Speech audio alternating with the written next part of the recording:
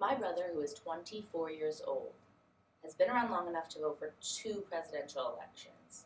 Yet, when it came time to vote, he opted out. Why, you may ask, I'm not quite sure, but there are many excuses to not vote. And we're going to talk about a few of them today.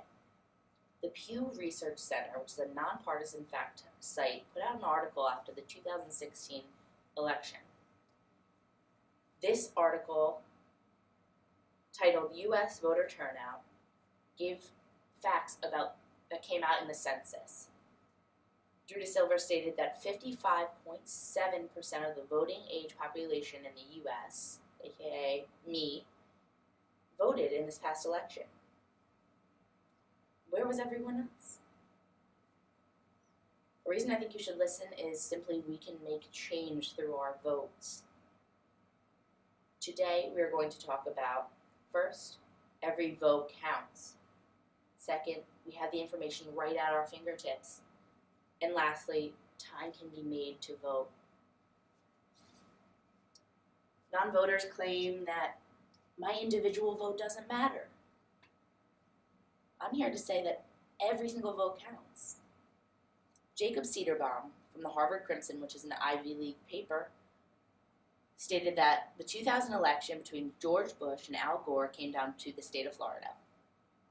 This is common knowledge. However, the Florida population is over 20 million people.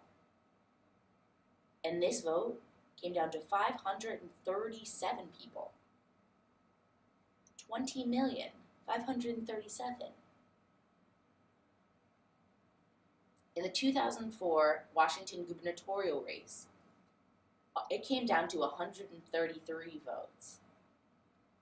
In 2008, alike, Minnesota Senate race came down to 312 votes.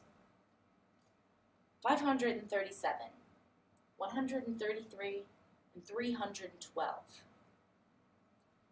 Nevertheless, any of these elections, whether national or state, could have swayed in opposition to the successor just by a few hundred votes. This shows simply that every single vote counts, and it adds up. So someone might say that their individual vote doesn't matter, or even that they're uninformed enough to vote. These uninformed voters, I'm here to say that you have information right in your pocket at your fingertips. The Washington Post put out an article in their newspaper informing people that we can nudge the voter to ultimately vote and be more informed. This nudge proposal, put out by Aya Salmon, is a non-coercive voting strategy. First, this strategy will have the candidate give their stance on many major topics in today's day and age, such as climate change, gay marriage, and topics alike. When they put their stance, this will be submitted and fed right into a relevant election commission computer. That's a mouthful, but this technology will get all the information from the candidate to the voter. So when the voter visits the booth, they will put their own stance into the computer. Their stance on similar, if not the same exact, gay marriage, climate change. So when the voter puts their information in, the candidates will be ranked right there in front of them, in order from all of their information and the candidate's information. This is a great way because it gets people to the booths to vote and informs them all at once. Another option will be the Ballot Ready app. The CEO, Alex Nimchansky, made this nonpartisan voter guide for local, state, and national elections. This application highlights the biography of the candidate, the stance that the candidate has, whether it's on the economy or simply technology. and even gives endorsements that the candidate receives. All this information in an app on our phone. It is clear if votes are pushed in the right direction politically, using credible information at our fingertips, they will become more informed.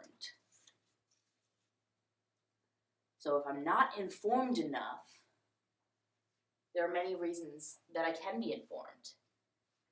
But to say I'm too busy to vote, simply too busy, is not enough. I'm here to say that time can be made. Bloomberg Company, which is founded by Michael Bloomberg, put out an article about the subject exactly. Hashtag time off to vote. We know hashtags, we use them every day. But this one has true meaning. Rebecca Greenfield, who published the article, talks about Tory Burch, who is a fashion designer and businesswoman. Tory Burch gave her employees election day off, all in all, every employee, from high up all the way down. And they had the day off just to vote, just to go and maybe take an hour out of their day to vote. This is being followed by companies such as SurveyMonkey and Spotify and the Robinhood Foundation. So people are picking up on this great idea to give their employees off on that day. It really highlights the fact that this is so important. Jacob Cederbaum, again, from the Harvard Crimson, writes in his paper about the voting history in our nation. Our country's early history is notable for the fact that only white, male, landowning people could vote, which is crazy. So in our Civil War, over 600 Americans were killed fighting in the battlefield for our right to vote. When I say I mean I am not a male, landowning, white man. So this is giving opportunity to women, to black people, to every citizen in America. So your vote is basically honoring history. Due to larger companies allowing employees time off to complete their civic duty, and the support to our democracy and the history behind it, time is not an excuse. In conclusion, we talked about the reasons a non-voter gives, and we asked why. But to reiterate, first, every vote counts. Next, we have information right at our fingertips. And lastly, we can always make time to vote. I think this speech will convince my brother to vote next time election.